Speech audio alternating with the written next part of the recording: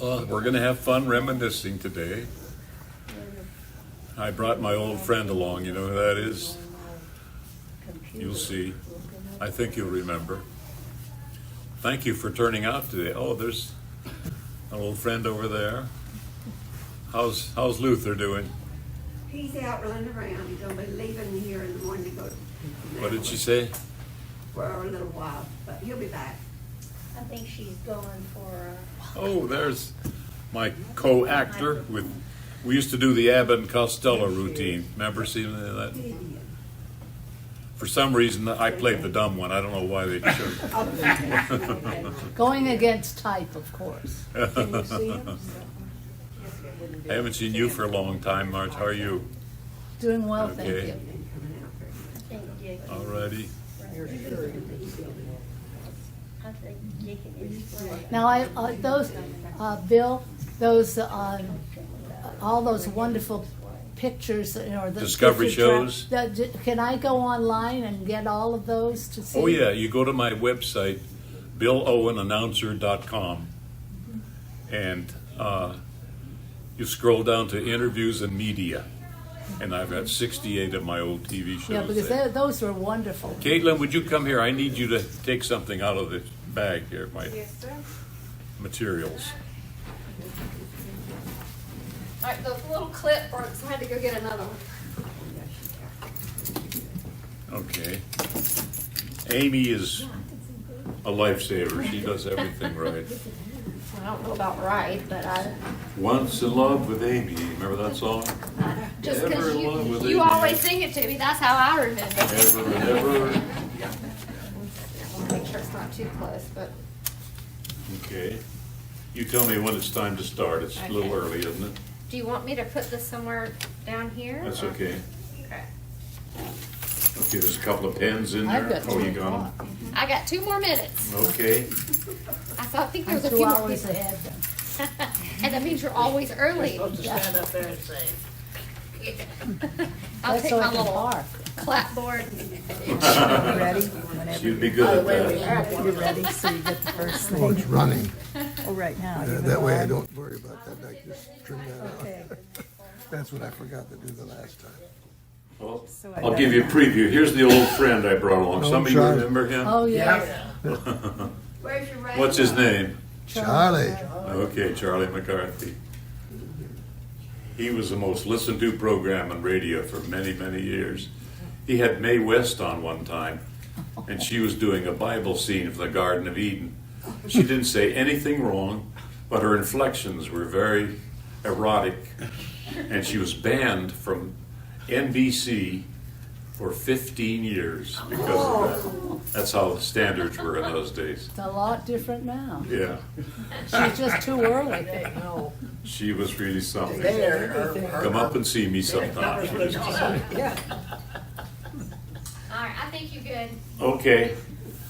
Okay, now we already introduced Charlie. He wanted to get into the act. Who was it used to say, everybody wants to get into the act?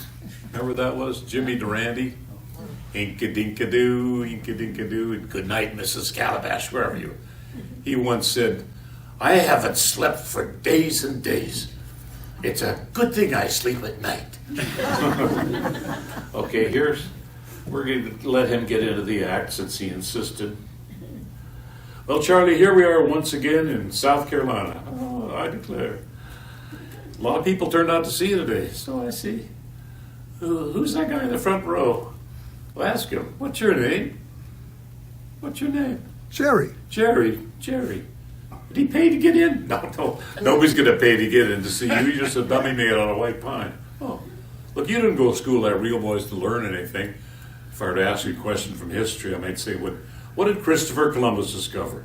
And what would you say? Columbus? Ohio? No, not Ohio.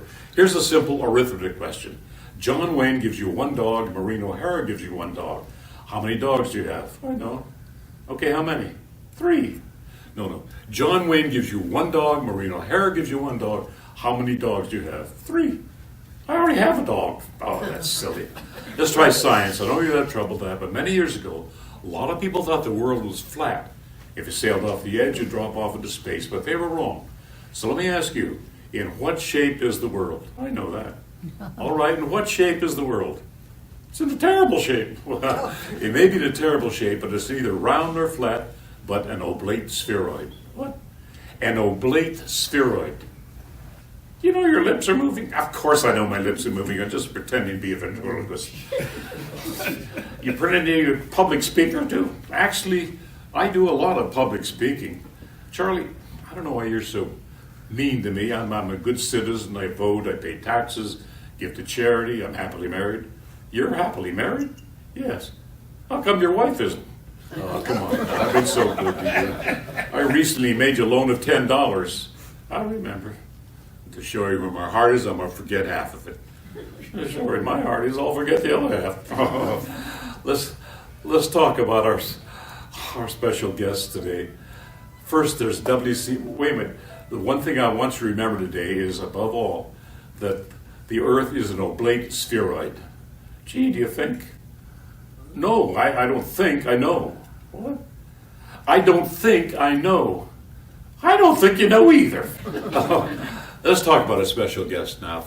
First, Mr. W.C. Fields. I hate W.C. Fields. Why do you hate W.C. Fields? He says I'm only fit to be a snack bar for woodpeckers, and he gets splinters when he shakes my hand. Well, I'm sort of kidding. Furthermore, he drinks too much. And he does go a little heavy with the sauce at times. The other day I heard him yell out, "Hey, Sue stole a cork out of my lunch." Well, if you don't like W.C. Fields, I know you're going to like our next guest. Who's that? Miss Dorothy Lamour. Whoa! I know why you like Dorothy Lamour. Why? Because of that sarong she wears.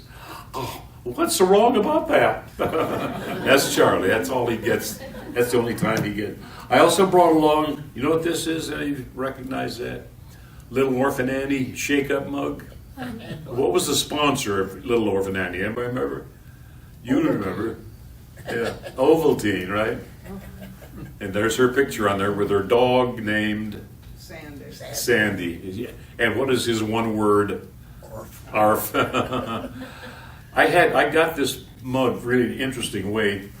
Back in the 1930s, my two older brothers and I, we wanted to listen to Orphan Annie every day. It was must on the radio. And the announcer, Pierre Andre, the program came out of Chicago, and he would, at the end of each show, he would have a code.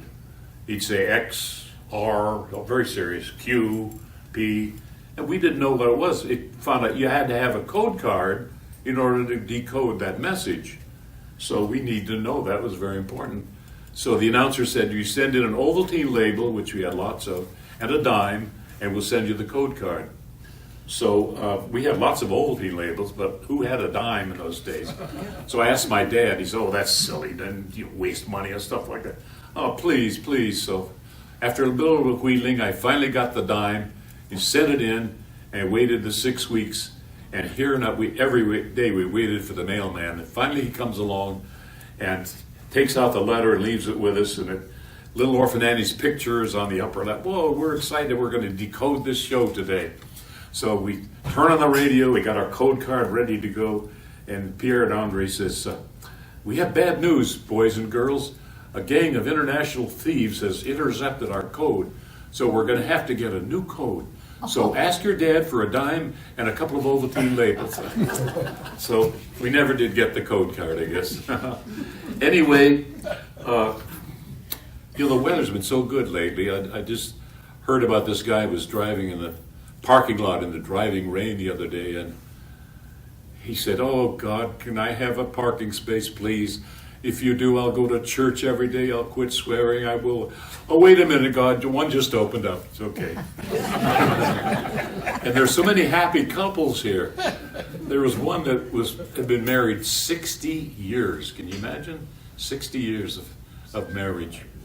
And they both are a little bit hard of hearing, and one of them said, the husband said the other day, "Oh, this proves that our love is tried and true." She said, "What?" "This proves, honey, that our love is tried and true."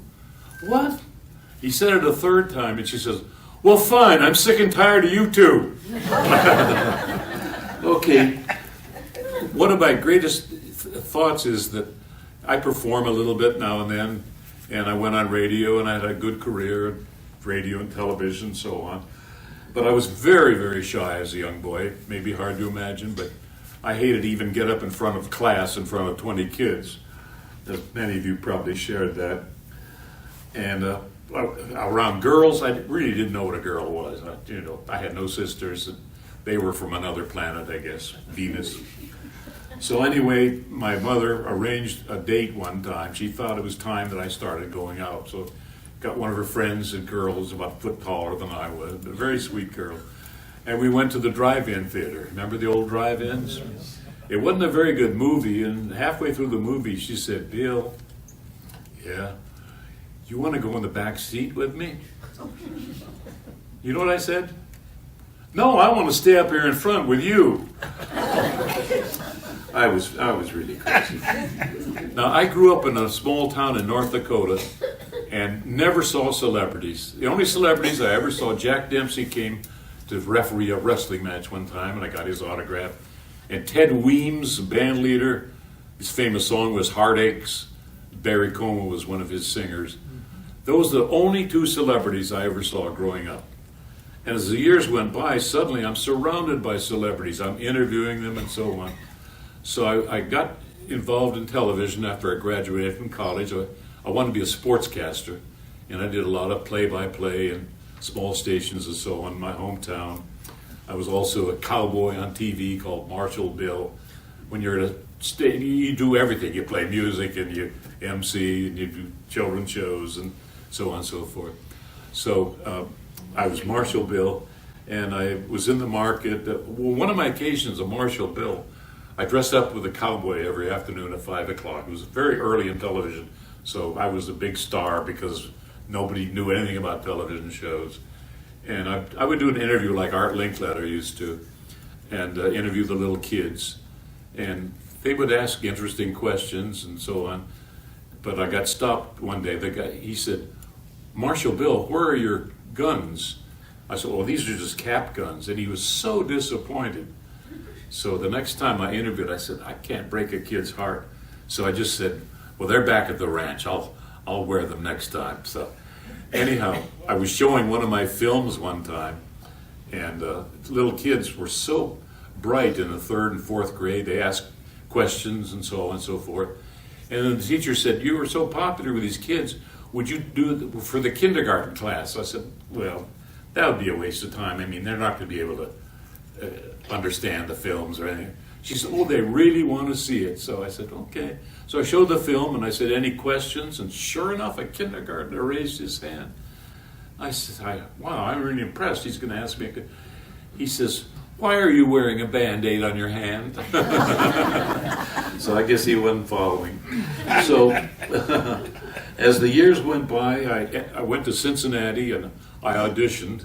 And they were very blunt. I went in and took an audition to be a summer announcer, and they, "Well, you're not very handsome, but you're clean-cut looking, so we're going to hire you." So I didn't mind. My feelings weren't hurt. I got the job, and I was very happy about that. And eventually I left Cincinnati and auditioned at ABC in New York.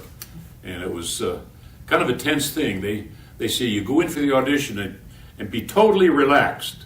Yeah, right. Yeah, be totally relaxed. Your whole life is in front of you, right? Just relax. So I went in, and we were used to putting our own microphones like this on. And I walked into the studio and walked in for my audition. The cameras are ready. And I reached over and picked up and an engineer came, "Don't, whoa, stop that. You can't pick that up. That's a union job. You have to have us put it on for you." So I was trying to stay calm. I went, yeah, I'm really calm now. And I had to go on camera and talk about myself and so on. But miraculously, I got the job. And did a lot of things over the years, including the Discovery shows where we travel. You've seen some of them, Marge. We traveled all around the world: Moscow, Ireland, Portugal, various places, and had a really great time. And along the line, the man who had the show first was Frank Buxton, and he and Virginia Gibson, who was one of the 7 brides and 7 brothers. Now I'm suddenly into the world of celebrities after seeing only Ted Weems and Jack Dempsey. And we went in and and learned about all these celebrities and so on that we were there. And Frank left the show, and they called me in. I was the announcer. I was the behind screens announcer, and they asked me if I would want to do it. Of course I'll do it. I'll pay you to do it. So I did that show for 5 years, and along the line I wrote a book with Frank about old time radio. What happened? We were in the studio one day and arguing about who played such and such a role on radio. And I said, well, I'll get the answer. I'll go to the New York Public Library and find out. So I went to this beautiful New York Public Library with the two lions out in front and went in, and she came back and says, there are no books on old time radio. I said, what? There's never been a book written about old time radio. There have been individuals like Walter Winchell, Bob Hope, and so on. They've written books, but nothing specific. So Frank and I said, well, let's do it. So we wrote what would be a little pamphlet, and it turned out to be this 200 and some page book. What it is the encyclopedia of the old radio shows. I spent hours in the library microfilm and interviewing people, and got the cast lists of all the old radio shows. And it was good because most of the people were in their 80s and 90s at that time, and I interviewed them, so I got the straight dope from these people. So I got everything authentic, it's not just handed down. In the midst of writing the book, I also found that a girl named Mary Jane Higby, who was a star of a soap opera, When a Girl Marries was called, and she was writing a book simultaneously, and we would exchange information for her book and for mine, who was the announcer and this and that. So one day she called me, she says, who is the announcer on such and such show? And I said, but I don't have my notes with me, I'm at work, but call my wife and ask her, and the notes are under the bed in a big cardboard box, and she'll be happy to help you. So Mary Jane duly called my wife and introduced herself on the phone, and Rosemary said, oh, I have no idea where his notes are. She said, oh, they're under the bed. I had so much trouble explaining that to her that night. I think she said she finally forgave me for that. Anyway, meeting celebrities, there's so many that just come to mind, but I'll just go through a few of them. Margaret Whiting I interviewed several times. Moonlight in Vermont and Tree in the Meadow, many wonderful songs. And it was so amazing to suddenly be a friend of people that I grew up. I used to buy her records as a teenager, and they're just mind-blowing that I could call up Margaret Whiting and ask her a question. She told me such an interesting story. She said that she grew up in Hollywood. Her father was Richard Whiting, who was a famous popular music composer. And she said almost every Saturday night, two of her friends came over to just play music and visit. They were named Judy Garland and Mickey Rooney. And she thought, as a young teenage girl, she thought, well, every kid in America knows Judy and Mickey. And she didn't realize that she was very, very special in this. And one night they came over with Johnny Mercer, the composer from Savannah, and prolific songwriter, as you know. And they sat down around the piano. Johnny said, I'm excited, I wrote a new song. It's called Blues in the Night. Let me play it. So Mickey Rooney played it from the music, and Rooney was very talented. And he played it, and he said, what do you think of my song? He says, it's good, but I think that one verse down here should move to the top, which starts out, my mama done told me when I was in pigtails, or as a boy, when I was in knee pants. And they moved that up, and that became the wonderful part of the song. It became one of the most popular songs of the century, Blues in the Night. But it was wonderful to hear that story again, straight from the horse.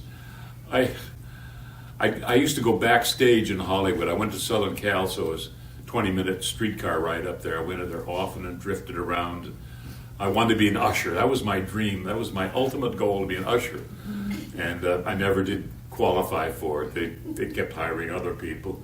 But I did hang out backstage, and one time I was backstage with Red Skelton, and he was doing a skit, and his wife, who was his writer, also stood there, Edna Skelton. And he went out and he had just had the people in stitches, just beautiful. He was doing pratfalls and everything, and they laughed. And he was such a humble man. he came out and said to his wife, and all says, "Was I good?" And she said, "Of course, Red, you were wonderful." And he told a story of how he went to the Shriners Convention one time, and I did the same thing. They had the whole convention just in an uproar. They thought he was hilarious. And then one guy in the front row shouted, "Hey, tell us a dirty story, Red." And he stopped, walked to the apron of the stage and said, "Sir, I would never tell a story that my mother couldn't hear." And that man just shrank down into his seat. But Red Skelton was one of the greatest. I happened to promote my book. I made the rounds of radio stations, and Margaret Truman had a radio program in WOR New York. And I called and said, "Could I come on and promote my book on your program?" She said, "Certainly." Or the agent said, "Certainly." So I went in, and I was a little bit early that day. She was out shopping, and she came in. I had no idea what to expect. I thought might be snobbish or something. She was the most down-to-earth person I've ever met. She came in and she said, "Oh, I'm late. Sorry, Mr. Owen. I was shopping and I was doing this and that. And we'll get to you," and so on and so forth. But it was such a delight to know a super celebrity like that was a real down-to-earth person. And one of my colleagues was Milton Cross. Anybody know Milton Cross? The opera announcer. As a boy, I used to listen to him on the radio. My mother was a big opera fan, and my 9th grade teacher just thought Milton Cross had the most enunciation in the world, and it would be so wonderful if she knew one day that I would be his colleague. So when I met him, I was so honored to meet him. I'm an equal with him, supposedly, but not really. And I said, "Well, it's a pleasure to meet you, Mr. Cross." And he said, "Bill, you can call me Milt." I said, "Yes, sir, Mr. Cross." It just wouldn't come out. And I met another Milton, a Milton Caniff. Who's Milton Caniff? He drew Terry and the Pirates and later Steve Canyon. And I was writing about Terry and the Pirates in my book, and I wanted some information. So I looked up his address, just wandered in naively, called him and knocked on his door, and he invited me in the house. It's kind of nosy of me to do that, I would think, but I had the guts to do it. And he invited me in, and in his studio, he was at work, and he had statues of all the Terry and the Pirates characters, life-size characters, and he would look up and model as he drew them. But now he had passed the stage. He was on Steve Canyon, and he no longer drew. He would draw, say, a bus. He would just write the word bus, and his assistant would do the drawing, and he would write the story. But he said that he went through a thing like me. When he became a young artist doing Terry and the Pirates, his colleagues were Carl Eade of Gasoline Alley, and Chester Gould of Dick Tracy, and Harold Gray of Little Orphan. He said he was so overwhelmed to think that he's one of them, but he was like me with Milton Cross. And Doug Browning was another of my colleagues. He was the announcer on Terry and the Pirates. And every day the show would start with Doug Browning announcing Terry and the Pirates, and then they would hear a little Chinese chatter. He'd say, "Dong wa chi da da." So when the years passed by and I heard that chatter every day, I couldn't wait to ask him, "What did you say in Chinese?" He said, "Nothing." He said, "I just made that up one day. Those aren't real words." All those years. But his other words were Quaker puffed wheat, shot from guns. And as a kid, I said, that's the cereal for me. If it's shot from guns, it must be awfully good. Oh, who else did I meet along the way? Robert Merrill, does that ring a bell? Great opera announcer. He used to sing the national anthem at Yankee Stadium for years. I was at my son's, what was he playing? Soccer that day at a private school. And there were only two daddies watching their kids. And one of them was Robert Merrill. I was talking to him, pacing. All of a sudden it dawned on me, wait a minute, his voice, that sound. And I took a chance. I said, "Are you Robert Merrill?" He said, "Yes, I am." So we talked, but I wanted to interview him about all his career, and he didn't want to talk about himself. He just wanted to talk about his golf game. Bob, you can understand that, right? So these are people I met. Ed Sullivan, another one. I had a dream assignment when I was in Europe. I was a sportscaster for American Forces Network, and they sent me to London to cover a football game play-by-play they said, as long as you're in London, we want you to interview some of these celebrities for the AFN. They wanted them to say, this is so-and-so in London, wishing all you GIs a happy Christmas, and so on and so forth. So he was on my list. And everybody said, you know, Ed Sullivan's tough because he's got an ulcer, and he's a very cranky guy. But he was so charming with me, and he gave a very nice little Merry Christmas to all you GIs. Several other people were Jane Russell, who her parents lived in North Dakota, and my father said he sat behind Jane's mother in class, so he knew the Russells, but I never met them. And I met Jane Russell. It was on the set of a movie called Gentlemen Marry Brunettes, I think it was. And I interviewed Jane Russell, and I said, could you give me some kind of a greeting to the GIs? And she said, okay, this is Jane Russell. Oh, what should I say? I said, well, just say, you know, hello to the troops. I don't know really how to do this, she said. So I wrote something out for her. She was a nice lady. I'm not trying to be critical, but she wasn't on her feet. Like Scott Brady was also in the film, and I did the same thing with him. I said, would you give us a greeting? Without any hesitation, he said, hi, folks, this is Scott Brady in London, wishing all of you GIs a blonde in every duffel bag and 2 6-month passes a year. I said, how is that? I said, that was perfect.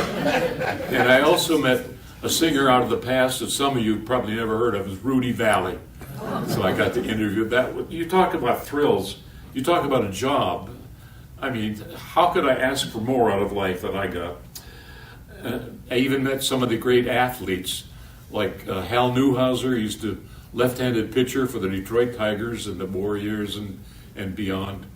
And I said, you know, when I was a young boy, I heard you listening to the 45 World Series, playing the Cubs. And they said, the announcer said, Hal Newhouser is on the mound, and he never shaves before a game, and he pulls the bill of his cap over his eyes. He wants to look to be a menacing pitcher out on the mound. And I told him, I said, is that true? He says, you know, I've never heard that story before. But I got a thrill of my life. They asked for local personalities on radio to play a couple innings of exhibition baseball at Yankee Stadium. Wow. So I signed up in a hurry, and I was out there, and I was playing center field before 40,000 people before the Cleveland Indians game. I mean, a big crowd. My wife happened to be out of town, so she wasn't there to share it with me, but it was so exciting. The monuments are right behind me, Babe Ruth, Mickey Mantle, and so on. And I'm out in center field daydreaming. All of a sudden, the guy hits a tall fly ball to left field. I snap out of it, and I was a pretty good baseball player, and I knew I could have it in my hip pocket. I ran over, I said, I got it. This other guy was not an athlete in left field. He had no clue, and he was going around like this, and we fell into each other's arms. Fell on the ground, and 40,000 people went, whoa! Well, later on, it fell for a triple. Should have been an easy out. So in the locker room after the game, I was using Johnny Blanchard's locker, and the trainer, who had been there since the days of Babe Ruth, walked in and said, wow, did you see those two guys collide in left field? I was so proud. I was one of those two guys. That was probably the greatest sports thing in my mind. And who else? Oh, Fred Foy was one of my colleagues. That name may not mean anything. I'll tell you, this will give it away. A fiery horse with the speed of light, a cloud of dust and a hearty "Hi-yo Silver," the Lone Ranger, with his faithful Indian companion Tonto, the daring and resourceful masked rider of the plains, led the fight for law and order in the early western United States. Nowhere in the pages of history can one find a greater champion of justice. Return with us now to those thrilling days of yesteryear, and hear the hoofbeats coming in.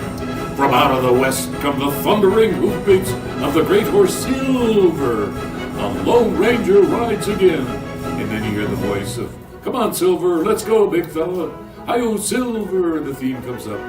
And the theme was, of course, the opening was the William Tell Overture, which you all know, but the music in between was Les Préludes by Liszt. That was the familiar music. But that was a show that just about everybody used to listen to. Oh, what a thrill that was. Paul Harvey, you remember Paul Harvey? He was in the newsroom with me one time, and in our newsroom he had 4 networks. There was Information, FM, Contemporary, and I forget the 4th one, Entertainment.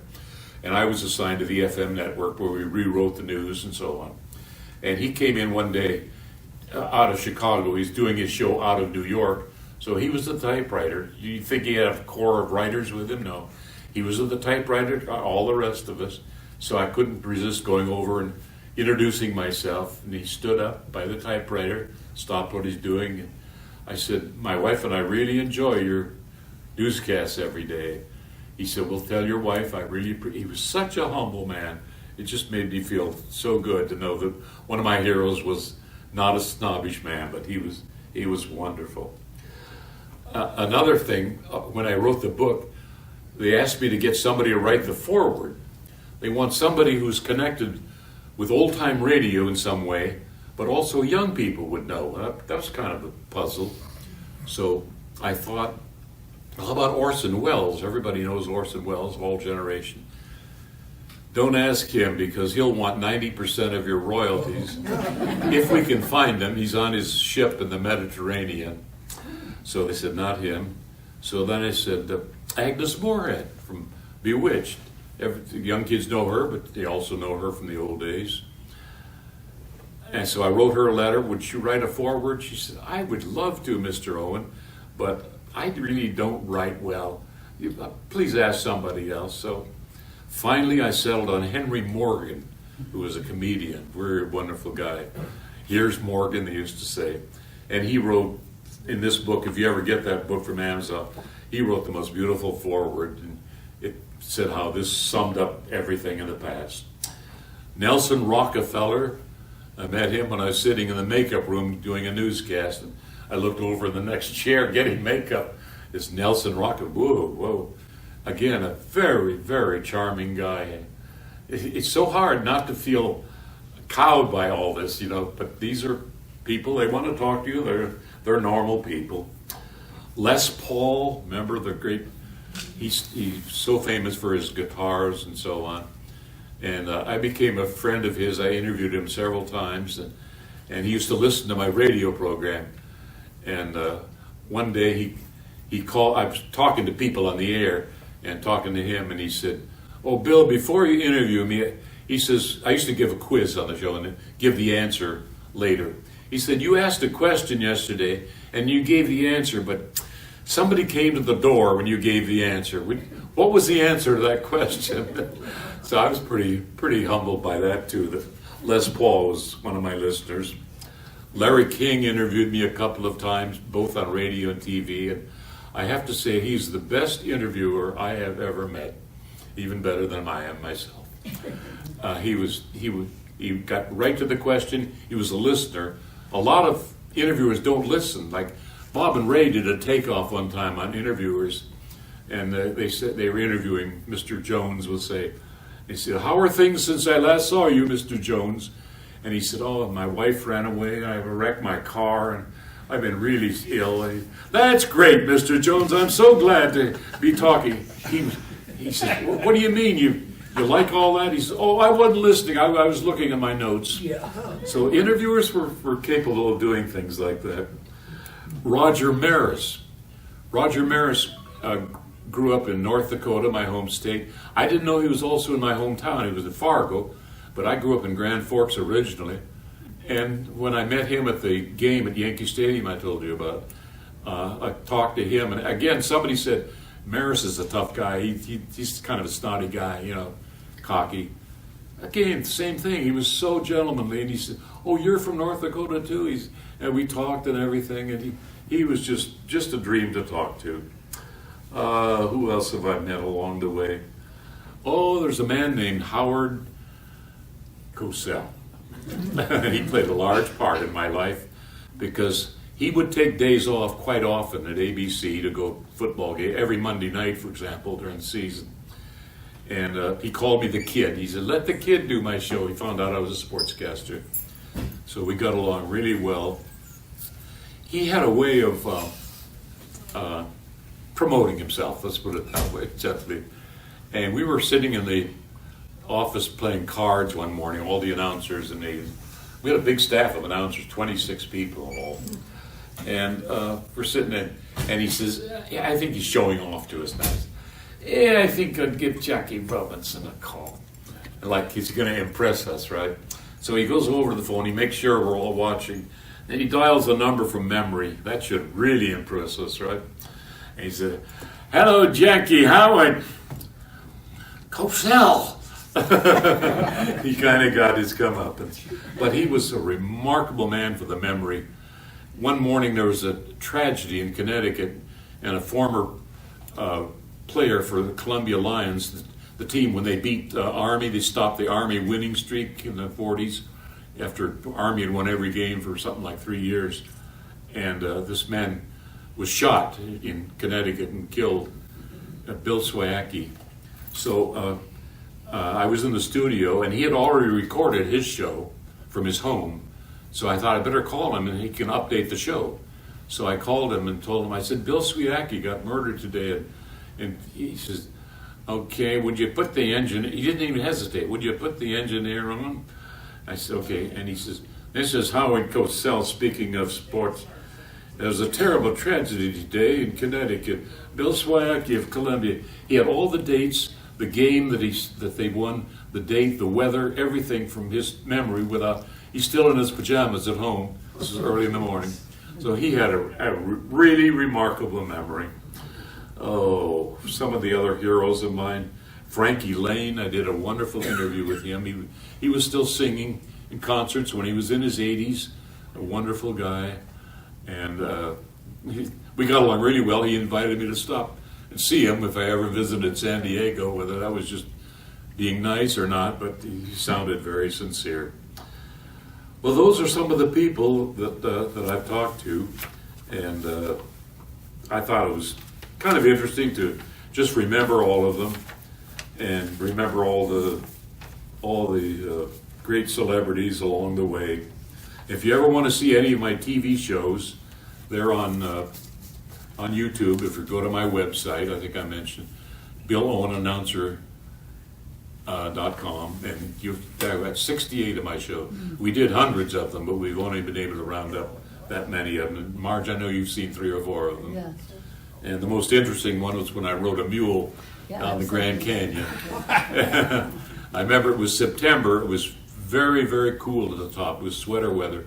By the time we'd go through all these climate zones, by the time we're at the bottom, it was desert weather, and we were sweating. It was very, very hot. And I didn't get off that mule for 6 hours, so when I got off, imagine how stiff I was. Don't feel sorry for me. The cameraman rode on a mule in front of me, and he had to sit backwards for 6 hours, filming me on all these narrow, and these narrow turns. I understand the hairpin turns have been widened, so if you go there now, it's not quite as dangerous. But it was pretty scary, and again, my job is to look nice and relaxed and happy. I'm having a great time, and I'm scared stiff. I look over the edge, and every once in a while the mule would stop to feed himself, and there's grass growing on the edge of the cliff, and he would lean over, and I'm looking down, I don't know how many thousand feet down, and the ranger said, don't pull back in the reins, that'll startle him, just relax, let him eat. I let him eat. So I had a great fun doing that. But I don't know, my other favorite shows, we were in Russia during the peak of the Cold War, and the Russian Interest Agency was in charge of us, and they were very, very aloof. They were doing their job, they were polite, but we had a dinner for them one time. We were trying to get along with them and show that we were friendly. And at the end of the dinner, I proposed a toast to they love toasts over there. I proposed a toast to the brave Russian cosmonauts, and they all, yeah, da, that's wonderful, wonderful. And I waited for him to respond. No, they didn't toast us. And at the end of the evening, good evening, that's it. So they didn't like us, in short. That's how it was in those days, and it's not much better today, as you know. Well, I'd like to close with one of my favorite songs with Jimmy Roselli. He used to do concerts, and he had a problem with Frank Sinatra. Frank Sinatra was in control. Frank Sinatra was involved in a lot of mob activity, as you probably know. Great entertainer, and he always got Roselli concert dates and so on. And one day Sinatra called and said, "Jimmy, would you do me a favor? Would you sing at my wife's, I guess it was his daughter's birthday?" And Jimmy said, "I'm booked that night, I can't do it." "Okay, fine, that takes care of you, Jimmy." And from then on, he could never get concert dates anywhere. He was blocked. But the mobsters loved Jimmy Roselli, and the only reason they kept him alive was the wives said, "Oh, don't hurt Jimmy. He is so wonderful the way he sings." So he did survive, and I interviewed him, and he was wonderful. But here's the song that I remember. When your old wedding ring was new, and the dreams that we dreamed came true, I remember with pride how we stood side by side. What a beautiful picture you made as my bride. Even though silver crowns your hair, I can still see the gold ringlets there. Love's old flame is the same as the day I changed your name. When your old wedding ring was new. I don't do it like Jimmy Roselli did, but I just love that song. And could we go with a song that I think all of you know? I've got the words in front of me, but I know them anyway. So see if you can join me and go out the door singing, "Maresy dotes and dozy dotes and little lambsy divey, a kiddly divey too, wouldn't you? Yes, maresy dotes and dozy dotes and little lambsy divey, a kiddly divey too, wouldn't you? If the words sound queer and funny to your ear, a little bit jumbled and jivey, sing mares eat oats and does eat oats and little lambs eat ivy. Oh, mares eat oats and dozy dotes and little lambs eat ivy, a kiddly divey too, wouldn't you? A kiddly divey too, wouldn't you?" Give yourselves a big hand, would you? I thought you would. Isn't that a wonderful song? First time I heard it, I had no idea what it was all about. Well, thank you for your attention. I hope it didn't bore you. Oh, it's Bill. wonderful. You could go on for another hour or two. Bill, I think they'd like to hear the story of how you met Mary. How I what? How you met your wife, Oh yeah. and what you used to do. Well, it started out, I was in cadet training in Texas. I wanted to be a hotshot pilot in the Air Force. And so, well, let me back up. I got my draft notice, and I preferred to be in the Air Force. So I went down to the post office and enlisted. And they said, "Okay, now you have to go to Fargo, which is 200 miles away, to sign up completely." I said, "I can't do it here." "No, you have to go to Fargo." So my parents, it was 5 o'clock in the afternoon or so. So my parents jumped in the car without going home. We drove 200 miles to Fargo, and I signed up. And I said, "Okay, am I in now?" They said, "No, you have to go to St. Paul, which is another couple of miles, to take your physical." So we jumped in the car and spent the night in St. Paul, and the next day I signed up at Fort Snelling, I think it was, and became a pilot trainee. So finally, then one more stop. After it, they said, "You have to go home, and in a couple of weeks we'll send you to Chanutfield, Illinois, where you take your motor test, where you put you in the airplanes and stuff like that, and you have to learn the red and green signals and all that." So then I went down to Chanutfield, Illinois. Finally, I'm in the Air Force, and I get my orders, and I go down to there, and I go to Lackland in Texas, and I went through all the business of the hazing for 6 weeks, and ready to go to flight school. And just then the Korean War ended. I said, "Darn it, the war would end just when I'm getting in." I was so stupid, I wanted to be like that. So they sent the Pentagon, came from the Pentagon to wipe out 80% of the student cadets. And they got you on anything. In my case, it was ocular accommodation. They said your eyes weren't quite good enough. They just needed an excuse. And I went back and I failed that test. And then I told the flight sir, could I take the test again, sir? I really want to be a pilot. So I went back and he said, I tried to sneak a look at the chart before he was in, but he walked into the office. That was my chance. And he gave me the test. He said, your eyes aren't quite right for flying. And I said, well, could I take it a third? He says, son, do you ever give up? And he said, I'll recommend you for OCS. I don't care about OCS. I just want to fly.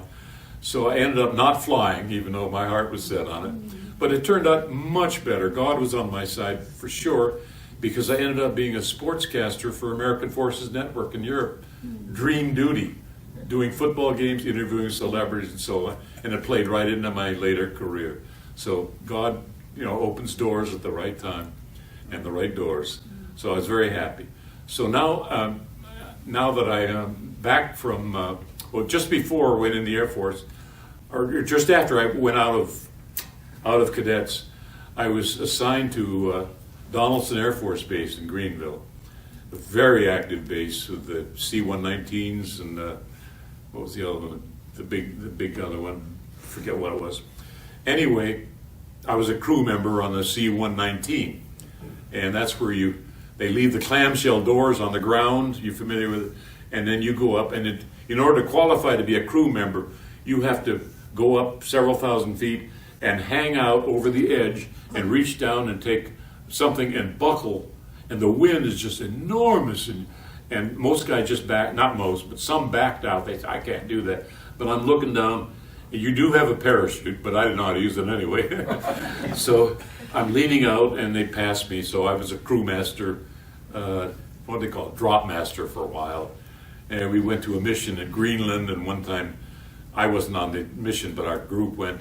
They dropped a tank in Greenland through the ice, and the chute didn't open, and they found it 60 feet under the ice. So that's a pretty exciting thing.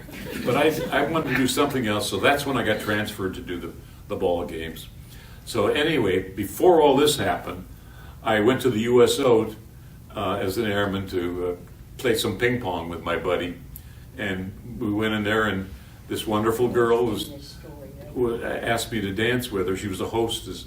And Rosemary Bobo was her name. She had called in that night. She came every Monday night to entertain the troops, serve coffee, dance with them, and so on. And she had called in with a very bad cold, and she said, I can't come tonight.